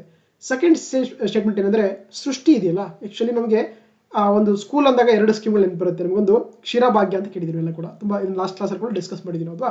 ಕ್ಷೀರಭಾಗ್ಯ ಯೋಜನೆ ಅಂತಂದ್ರೆ ಶಾಲಾ ಮಕ್ಕಳಿಗೆ ಕುಡಿಯಲು ಹಾಲನ್ನ ಕೊಡುವಂಥದ್ದು ಈ ಒಂದು ಸ್ಕೀಮಿನ ಮುಖ್ಯ ಉದ್ದೇಶ ಅಂತ ಕರಿತೀವಿ. ನೋಡಿ ಇದರಂದ್ರೆ ಸೊ ಇಲ್ಲಿ ಅಂಗನವಾಡಿ ಮಕ್ಕಳು ಕೂಡ ಕವರ್ ಆಗ್ತಾ ಹೋಗ್ತಾರೆ. ಅಂದ್ರೆ ವಾರದಲ್ಲಿ 5 ದಿನ ಕೊಡ್ತಾರೆ. ಸುಮಾರು 150 ಗ್ರಾಮ್ ಹಾಲಿನ ಪೌಡರ್ ಇರುತ್ತೆ, ಜೊತೆಗೆ 10 ಗ್ರಾಮ್ ಶುಗರ್ ಇರುತ್ತೆ. ಅಂದ್ರೆ ಟೋಟಲ್ ಆಗಿ 150 ml ನ ಒಂದು ಕೆರೆಬರಿತ ಹಾಲನ್ನ ಆ ಮಕ್ಕಳಿಗೆ ಕೊಡ್ತಾ ಹೋಗ್ತಾರೆ. ಅದನ್ನ ನಾವು ಕ್ಷೀರಭಾಗ್ಯ ಯೋಜನೆ ಅಂತ ಕರೀತಾರೆ. ಓಕೆನಾ, ಅದೇ ರೀತಿ ಇನ್ನೊಂದು ಸ್ಕೀಮ್ ಇದೆ ನೋಡಿ, ಸೃಷ್ಟಿ ಯೋಜನೆ ಅಂತ ಕರೀತಾರೆ. ಹೌದಾ, ಸೃಷ್ಟಿ ಅಂದ್ರೆ ಏನಂದ್ರೆ ಏನ್ ಮಾಡ್ತಾರೆ ಆಕ್ಚುಲಿ ಈ ಒಂದು ಸ್ಕೀಮ್ ಅಡಿಯಲ್ಲಿ ಅಂದ್ರೆ ಆಕ್ಚುಲಿ ಮಕ್ಕಳಿಗೆ ಮೊಟ್ಟೆಗಳನ್ನ ಕೊಡ್ತಾರೆ. ಅದನ್ನ ನಾವು ಸೃಷ್ಟಿ ಯೋಜನೆ ಅಂತ ಕರೀತಾರೆ. ಹೌದಲ್ವಾ, ಇಲ್ಲಿ ಏನು ಕೊಟ್ಟಿದ್ದಾರೆ ನೋಡಿ ಆಕ್ಚುಲಿ ಬುಕ್ ಉಚಿತ ಪುಸ್ತಕ ಅಂತ ಕೊಟ್ಟಿದ್ದಾರೆ. It's not it's a book, it's egg ಕೊಡುವಂತ ಒಂದು ಕಾರ್ಯಕ್ರಮ, ಮೊಟ್ಟೆಗಳನ್ನ ನೀಡುವಂತ ಒಂದು ಸ್ಕೀಮ್ ಇದೆಯಲ್ಲ, ಅದನ್ನ ನಾವು ಸೃಷ್ಟಿ ಯೋಜನೆ ಅಂತ ಕರೀತಾರೆ. ಸೊ ಹಾಗಾಗಿ ಸೆಕೆಂಡ್ ಸ್ಟೇಟ್ಮೆಂಟ್ ತಪ್ಪಾಗಿದೆ. ಸೊ ಹಾಗಾಗಿ ಆಪ್ಷನ್ ಎ ಅದು 1A ಮಾತ್ರ ಸರಿಯಾದಂತ ಉತ್ತರ ಅಂತ ಹೇಳ್ಬೋದು. That's it. ನೆಕ್ಸ್ಟ್ ನೋಡಿ ತಗೋಣ. ಈ ಕೆಳಗಿನ ಯಾವ ಹೇಳಿಕೆಗಳು ಸರಿಯಾಗಿವೆ ಅಂತ ಕೊಟ್ಟಿದ್ದಾರೆ ಅದಲ್ವಾ. ಸೊ ಫಸ್ಟ್ ಸ್ಟೇಟ್ಮೆಂಟ್ ನೋಡಿ ತಗೋಣ. ಪ್ರಧಾನಮಂತ್ರಿ ಮಾತೃ ವಂದನಾ ಯೋಜನೆಯಡಿ ಗರ್ಭಿಣಿಯರಿಗೆ ಉಚಿತ ಆಹಾರ ಕಿಟ್ ಅನ್ನ ನೀಡಲಾಗುತ್ತದೆ. ಎರಡನೇ ಆಪ್ಷನ್ ಬಿ ಬಂದು ಮಾತೃಪೂರ್ಣ ಯೋಜನೆ ಅಡಿ ತಾಯಂದಿರಿಗೆ ಆರ್ಥಿಕ ನೆರವು ನೀಡಲಾಗುತ್ತದೆ ಅಂತ ಕೊಟ್ಟಿದ್ದಾರೆ. ಹೌದಾ. ಸೊ ಹಾಗಾದ್ರೆ ಈ ಎರಡು ಸ್ಟೇಟ್ಮೆಂಟ್ ಅಲ್ಲಿ ಯಾವುದು ಸರಿಯಾಗಿದೆ ಅಂತ ಕೊಟ್ಟಿದ್ದಾರಲ್ವಾ. ಸೊ ಹಾಗಾಗಿ ಇಲ್ಲಿ ಸರಿಯಾದ ಸ್ಟೇಟ್ಮೆಂಟ್ ಅಂತಂದ್ರೆ ಆಕ್ಚುಲಿ ನೋಡಿ ಇವೆರಡು ಕೂಡ ತಪ್ಪಾದಂತ ಹೇಳಿಕೆಯಾಗಿದೆ. ಹಾಗಾಗಿ ಸೊ ಆಪ್ಷನ್ ಡಿ ಇದೆಯಲ್ಲ ಮೇಲಿನ ಯಾವುದು ಕೂಡ ಸರಿಯಾದಂತ ಹೇಳಿಕೆ ಅಲ್ಲ. ಹಾಗಾಗಿ option 4 is the right answer. ಯಾಕಂದ್ರೆ ಇಲ್ಲಿ ಏನು ಮಾಡಿದರೆ ಇಂಟರ್ಚೇಂಜ್ ಮಾಡಿ ಕೊಟ್ಟಿದ್ದಾರೆ. ಅದರ ಎಕ್ಸ್ಪ್ಲನೇಷನ್ಸ್ ಇದಕ್ಕೆ ಸಂಬಂಧಪಟ್ಟಿದೆ, ಇದರ ಎಕ್ಸ್ಪ್ಲನೇಷನ್ ಅದು ಸಂಬಂಧಪಟ್ಟಿದೆ ನೋಡಿ. ಹೌದಾ. ನಮಗೆ ಸರ್ವೇದಲ್ಲಿ ಮೆನ್ಷನ್ ಮಾಡ್ತಾ ಹೋಗ್ತಾರೆ. ಒಂದು ಸ್ಕೀಮ್ ಬರುತ್ತೆ ಮಾತೃಪೂರ್ಣ ಯೋಜನೆ ಅಂತ ಕರೀತಾರೆ. ಹಾಗಾಗಿ ಈ ಸ್ಕೀಮ್ ಇದೆಯಲ್ಲ ಇದು ವಿಶೇಷವಾಗಿ ಗರ್ಭಿಣಿಯರಿಗೆ ಮತ್ತೆ ಬಾಣಂತಿಯರಿಗೆ ಏನ್ ಮಾಡ್ತಾರೆ ಅಂದ್ರೆ ಅಂಗನವಾಡಿ ಕೇಂದ್ರಗಳಲ್ಲಿ ಒಂದು ಸುಮಾರು 21 ರೂಪಾಯಿನ ಒಂದು ಅಂದ್ರೆ ಆ ಒಂದು ಕಾಸ್ಟ್ ನ ಏನ್ ಮಾಡ್ತಾರೆ ಅಂದ್ರೆ ಫುಡ್ ಕಿಟ್ ಅನ್ನ ಅಥವಾ ಆಹಾರವನ್ನ ಕೊಡ್ತಾ ಹೋಗ್ತಾರೆ. ಅದು ವಿಶೇಷವಾಗಿ ಗರ್ಭಿಣಿ ಮತ್ತು ಬಾಣಂತಿಯರಿಗೆ ಅಂತ ಕರಿತೀವಿ ನಾವು. ಹೌದಾ. So that is called the Mathrupoorna Yojane ಅಂತ ಕರೀತಾರೆ. ನೋಡಿ ಇಲ್ಲಿ ಏನ್ ಕೊಟ್ಟಿದ್ದಾರೆ ನಮಗೆ ಮಾತೃಪೂರ್ಣ ಅಂತಂದ್ರೆ ಆಕ್ಚುಲಿ ಆರ್ಥಿಕ ನೆರವೇನು ಕೊಡಂಗಿಲ್ಲ, ಅವ್ರಿಗೆ ಒಂದು ಪೌಷ್ಟಿಕ ಆಹಾರ ಕೊಡ್ತಾರೆ. ಹಾಗಾಗಿ ಇದು ತಪ್ಪಾಗುತ್ತೆ. ಅದೇ ರೀತಿ ಇನ್ನೊಂದು ಸ್ಕೀಮ್ ಬರುತ್ತೆ ನೋಡಿ, ಪ್ರಧಾನಮಂತ್ರಿ ಮಾತೃ ವಂದನಾ ಯೋಜನೆ ಅಂತ ಕರೀತಾರೆ. ವೆರಿ ವೆರಿ ಇಂಪಾರ್ಟೆಂಟ್ ಸ್ಕೀಮ್ ಅಂತ ಕರೀತಾರೆ. ನೋಡಿ ಈ ಸ್ಕೀಮ್ ಏನಕ್ಕೆ ಮಾಡ್ತಾರೆ ಅಂದ್ರೆ ಆಕ್ಚುಲಿ ಇದೊಂದು ಸೆಂಟ್ರಲ್ ಗೌರ್ಮೆಂಟ್ ನ ಸ್ಕೀಮ್ ಆಗಿದೆ ಅಲ್ವಾ. ಇದ್ರ ಉದ್ದೇಶ ಅಂದ್ರೆ ಆಕ್ಚುಲಿ ನೋಡಿ ಮಹಿಳೆಯರನ್ನಂತಂದ್ರೆ ಆಕ್ಚುಲಿ ಪ್ರೆಗ್ನೆಂಟ್ ಆದಾಗ ಮತ್ತೆ ಡೆಲಿವರಿ ಆದಾಗ ಏನಂದ್ರೆ ಅವರು ಸಾಕಷ್ಟು ಒಂದು ಫಿನಾನ್ಷಿಯಲ್ ಇನ್ಸೆಕ್ಯೂರಿಟಿನ ಫೇಸ್ ಮಾಡ್ತಾ ಹೋಗ್ತಾರೆ ಅಲ್ವಾ. ಅಂದ್ರೆ ಮಹಿಳೆಯ ಮೊದಲ ಪ್ರಸವ ಇರುತ್ತೆ. ಜೊತೆಗೆ ಅವರಿಗೆ ಅಂದ್ರೆ ಅವಾಗ ಅವರಿಗೆ ಸಾಕಷ್ಟು ವಿಶ್ರಾಂತಿ ಬೇಕಾಗಿರುತ್ತೆ. ಜೊತೆಗೆ ಅವರಿಗೆ ಒಂದು ಪೌಷ್ಟಿಕಾಂಶಯುಕ್ತ ಆಹಾರ ಬೇಕಾಗಿರುತ್ತೆ. ಅದಕ್ಕೆ ಏನ್ ಮಾಡ್ತಾರೆ ಸರ್ಕಾರ ಏನ್ ಮಾಡ್ತಾರೆ ಆಕ್ಚುಲಿ ನೋಡಿ. ಸೊ ಈ ಏನಂದ್ರೆ ಅಂದ್ರೆ ಒಬ್ಬ ಹೆಣ್ಮಗಳಿಗೆ 2 ಹೆರಿಗೆ. ಹೌದಾ. ಅವಾಗ 2 ಹೆರಿಗೆ ಏನ್ ಮಾಡ್ತಾರೆ ಆಕ್ಚುಲಿ ಅವ್ರಿಗೆ. ಸೊ ಅದು ಏನಂದ್ರೆ ಸೆಕೆಂಡ್ ಮಸ್ಟ್ ಅಂಡ್ ಶುಡ್ ಏನಾಗಿರ್ಬೇಕಂದ್ರೆ ಹೆಣ್ಮಗು ಆಗಿರ್ಬೇಕು. ಹಾಗಾಗಿ ಏನಂದ್ರೆ ಸೊ ಫಸ್ಟ್ ಮಗು ಏನ್ ಮಾಡ್ತಾರೆ ಅಂದ್ರೆ ಆಕ್ಚುಲಿ 5,000 ರೂಪಾಯಿ ಕೊಡ್ತಾರೆ ನೋಡಿ. ಅಂದ್ರೆ ಫಸ್ಟ್ ಏನು ಡೆಲಿವರಿ ಆಗುತ್ತಲ್ಲ ಅವಾಗ ಏನ್ ಮಾಡ್ತಾರೆ 5,000 ಕೊಡ್ತಾರೆ. ಅದು 2 ಕಂತಲ್ಲಿ ಕೊಡ್ತಾರೆ. ಅಂದ್ರೆ ಮೊದಲನೇ ಕಂತು ಅಂದ್ರೆ ಗರ್ಭಧಾರಣೆಯ 6 ತಿಂಗಳು ಏನು ಪ್ರೆಗ್ನೆಂಟ್ ಆದ 6 ಮಂತ್ಗೆ ಏನಂದ್ರೆ ಆಕ್ಚುಲಿ ಅವ್ರಿಗೆ 3,000 ಕೊಡ್ತಾರೆ. ಆಮೇಲೆ ಆ ಮಗು ಜನ ನಂತರ ಏನ್ ಮಾಡ್ತಾರೆ ಆಕ್ಚುಲಿ ಅವ್ರಿಗೆ 2,000 ರೂಪಾಯಿ ಕೊಡ್ತಾರೆ. ಟೋಟಲ್ ಆಗಿ ಫಸ್ಟ್ ಮಗುಗೆ 5,000 ಕೊಡ್ತಾರೆ. ಸೆಕೆಂಡ್ ಮಗು ಕೊಡ್ತಾರೆ, ಅದು ಹೆಣ್ಣಾಗಿರ್ಬೇಕು, ಅದುವಾಗ ಎಷ್ಟು ಕೊಡ್ತಾರೆ 6,000 ರೂಪಾಯಿ ಕೊಡ್ತಾರೆ. ದಟ್ ಈಸ್ ಕಾಲ್ಡ್ ದ ಪ್ರಧಾನಮಂತ್ರಿ ಮಾತೃ ವಂದನಾ ಯೋಜನೆ ಅಂತ ಕರೀತಾರೆ. ಹೌದಾ. ಇಲ್ಲಿ ಏನು ಕೊಟ್ಟಿದ್ದಾರೆ ನೋಡಿ ಆಕ್ಚುಲಿ. ಸೊ ಉಚಿತ ಆಹಾರ ಕಿಟ್ ಅನ್ನಲ್ಲ, ಇದು ಆಕ್ಚುಲಿ ಫೈನಾನ್ಸ್ ಆರ್ಥಿಕ ನೆರವು ನೀಡುವಂತ ಸ್ಕೀಮ್ ಆಗಿದೆ. ಹಾಗಾಗಿ ಇಲ್ಲಿ ತಪ್ಪಾಗಿರುವಂತ ಹೇಳಿಕೆ ಆಗಿದೆ. ಅದ್ರ ಜೊತೆಗೆ ಇನ್ನೊಂದು ಸ್ಕೀಮ್ ಇದೆ ನೋಡಿ, ಪೋಷಣ್ ಅಭಿಯಾನ ಯೋಜನೆ ಅಂತ ಕರೀತಾರೆ. ಇದೇನಂದ್ರೆ ಆಕ್ಚುಲಿ ಇಲ್ಲಿ ಮಕ್ಕಳು ಆಮೇಲೆ ಹದಿಹರೆಯದ ಬಾಲಕಿಯರು ಗರ್ಭಿಣಿ ಮತ್ತೆ ಹಾಲುಣಿಸುವಂತಂದ್ರೆ ಲ್ಯಾಕ್ಟೇಟಿಂಗ್ ಮದರ್ಗೆ ಏನ್ ಮಾಡ್ತಾರೆ ಆಕ್ಚುಲಿ ಅವರ ಒಂದು ಪೌಷ್ಟಿಕಾಂಶವನ್ನು ನೀಡುವಂತ ಒಂದು ಅವರ ಸ್ಥಿತಿಯನ್ನ ಸುಧಾರಿಸಿರುವಂತ ಸ್ಕೀಮ್ ಇದೆಯಲ್ಲ ಅದನ್ನ ನಾವು ಪೋಷಣ್ ಅಭಿಯಾನ ಯೋಜನೆ ಅಂತ ಕರೀತಾರೆ. ಸೊ ಎಲ್ಲವೂ ಕೂಡ ಆಕ್ಚುಲಿ ಸೊ ವಿಶೇಷವಾಗಿ ಗರ್ಭಿಣಿ ತಾಯಂದಿರಿಗೆ ಸಂಬಂಧಪಟ್ಟಂತ ಯೋಜನೆ ಅಂತ ಕರಿತೀವಿ. ಸೊ ಹಾಗಾಗಿ ಇಲ್ಲಿ ಆಪ್ಷನ್ ಡಿ 4 ಇದೆಯಲ್ಲ ಎರಡು ಕೂಡ ತಪ್ಪಾದಂತ ಹೇಳಿಕೆ ಆಗಿದೆ. Option 4 is the right answer. Yes. Next ನೋಡ್ತಗೋಣ. ಈ ಕೆಳಗಿನ ಯಾವ ಹೇಳಿಕೆಗಳು ಸರಿಯಾಗಿ ಅಂತ ಕೊಟ್ಟಿದ್ದಾರೆ. ಸೊ ಚೇತನ ಯೋಜನೆಯಡಿ ದುರ್ಬಲ ಮಹಿಳೆಯರಿಗೆ ಆರ್ಥಿಕ ನೆರವು. ದುರ್ಬಲ ಅಂತಂದ್ರೆ ಆಕ್ಚುಲಿ ಏನಂತಾರೆ ವಲ್ನರಬಲ್ ಅಂತ ಕರಿತೀವಿ. ದುರ್ಬಲ ಅಂದ್ರೆ it's not in mental or physical ಓಕೆನಾ ಗೊತ್ತಿರಬೇಕು ಅದು. ಹಾಗಾಗಿ ದುರ್ಬಲ ಅಂತಂದ್ರೆ ವಲ್ನರಬಲ್ ಅಂತ ಕರಿತೀವಿ. ಹೌದಾ. ಚೇತನ ಯೋಜನೆಯಡಿ ದುರ್ಬಲ ಮಹಿಳೆಯರಿಗೆ ಆರ್ಥಿಕ ನೆರವು ನೀಡಲಾಗುತ್ತದೆ ಅಂತ ಕೊಟ್ಟಿದ್ದಾರೆ. ಅದೇ ರೀತಿ ಧನಶ್ರೀ ಯೋಜನೆಯಡಿ HIV ಅಥವಾ ಏಡ್ಸ್ ರೋಗಿಗಳಿಗೆ ಆರ್ಥಿಕ ನೆರವು ನೀಡಲಾಗುತ್ತದೆ ಕೊಟ್ಟಿದ್ದಾರೆ. ಸೊ ಇಲ್ಲಿ ಆಪ್ಷನ್ 1 ಬಂದು ಎ ಮಾತ್ರ, 2 ಬಿ ಮಾತ್ರ, 3 ಎ ಮತ್ತು ಬಿ, ಆಪ್ಷನ್ 4 ಮೇಲ್ನೇ ಯಾವುದಲ್ಲ ಅಂತ ಕೊಟ್ಟಿದ್ದಾರೆ. ಹೌದಾ. ಸೊ ಹಾಗಾಗಿ ಇಲ್ಲಿ ಕೊಟ್ಟಿರುವಂತ ಹೇಳಿಕೆ ಇದೆಯಲ್ಲ ಎರಡು ಕೂಡ ಸರಿಯಾಗಿದೆ. ಸೊ ಹಾಗಾಗಿ ಆಪ್ಷನ್ 3 ಎ ಮತ್ತು ಬಿ ಎರಡು ಕೂಡ ಸರಿ ಅಂತ ಹೇಳಿಕೆ ಆಗಿದೆ. ಹಾಗಾಗಿ option 3 is the right answer ಆಗುತ್ತೆ. ನೋಡಿ ನಮಗೆ ಸರ್ವೇದಲ್ಲಿ 3 ಸ್ಕೀಮ್ಗಳ ವೆರಿ ಇಂಪಾರ್ಟೆಂಟ್ ಸ್ಕೀಮ್ಗಳ ಮೆನ್ಷನ್ ಮಾಡಿದರೆ ಒಂದು ಬಂದು ಉದ್ಯೋಗಿನಿ ಯೋಜನೆ ಅಂತ ಕರೀತಾರೆ. ಉದ್ಯೋಗಿನಿ ಯೋಜನೆ ಕರಿತೀವಿ ಅಂದ್ರೆ ಆಕ್ಚುಲಿ ನೋಡಿ ಈಗ ಸಾಕಷ್ಟು ಜನ ಹಳ್ಳಿಗಳು ಏನ್ ಮಾಡ್ತಾರೆ ಹೆಣ್ಮಕ್ಳು ಏನ್ ಮಾಡ್ತಾರೆ ಅಂದ್ರೆ ಆಕ್ಚುಲಿ ಪ್ರೈವೇಟ್ ಅಲ್ಲಿ ಹೋಗಿ ಲೋನ್ ತಗೊಳ್ತಾ ಹೋಗ್ತಾರೆ. ಅವಾಗ ಅವರು ಸಾಕಷ್ಟು ಬಡ್ಡಿ ಕಟ್ಟಬೇಕಾಗತ್ತೆ. ಕೆಲವೊಂದು ಸಲ ತಮ್ಮ ಆಸ್ತಿಗಳು ಕೂಡ ಕಳ್ಕೊಳ್ಬೇಕಾದ ಸಂದರ್ಭ ಇರುತ್ತೆ. ಅದಕ್ಕೆ ಏನ್ ಮಾಡ್ತಾರೆ ಆಕ್ಚುಲಿ ಉದ್ಯೋಗ ಯೋಜನೆ ಏನ್ ಮಾಡ್ತಾರೆ ಅಂದ್ರೆ Karnataka state women development corporation ಒಂದು ಸಂಸ್ಥೆ ಮಾಡಿದ್ದಾರೆ. ಹೌದಾ. ಇದ್ರ ಮುಖಾಂತರ ಏನ್ ಮಾಡ್ತಾರೆ ಆಕ್ಚುಲಿ ಹೆಣ್ಮಕ್ಳು ವಿಶೇಷವಾಗಿ ಏನಂತಾರೆ ಈ ಖಾಸಗಿ ಹಣಕಾಸು ಸಂಸ್ಥೆಗಳಿಂದ ಹಣ ಪಡಿತಾರಲ್ಲ ಅದನ್ನ ತಡೆಗಟ್ಟಿ ಏನ್ ಮಾಡ್ತಾರೆ ಆಕ್ಚುಲಿ ಅವ್ರಿಗೆ ಗೌರ್ಮೆಂಟ್ ಮುಖಾಂತರನೇ ಗೌರ್ಮೆಂಟ್ ಸರ್ಕಾರಿ ಬ್ಯಾಂಕ್ಗಳ ಮುಖಾಂತರನೇ ಲೋನ್ಸ್ ಕೊಡಕ್ಕೆ ಏನ್ ಮಾಡ್ತಾರೆ ಆಕ್ಚುಲಿ ಈ ಒಂದು Karnataka state women development corporation ಮುಖಾಂತರ ಅವರಿಗೆ ಹೆಲ್ಪ್ ಮಾಡ್ತಾ ಹೋಗ್ತಾರೆ. ಅದನ್ನ ಒಂದು ವಿಶೇಷವಾಗಿ ಅವ್ರ ಉದ್ಯೋಗನ ಪಡ್ಕೊಳ್ಳಕ್ಕೆ ಅದನ್ನ ನಾವು ಉದ್ಯೋಗಿನಿ ಯೋಜನೆ ಅಂತ ಕರೀತಾರೆ. ಗೊತ್ತಿರ್ಬೇಕು ನಿಮಗೆ. ಹೌದಾ. ಅದೇ ರೀತಿ ಇನ್ನೊಂದು ಸ್ಕೀಮ್ ಮಾಡಿದ್ದಾರೆ ನೋಡಿ, ಅದು ಚೇತನ ಯೋಜನೆ ಅಂತ ಕರೀತಾರೆ.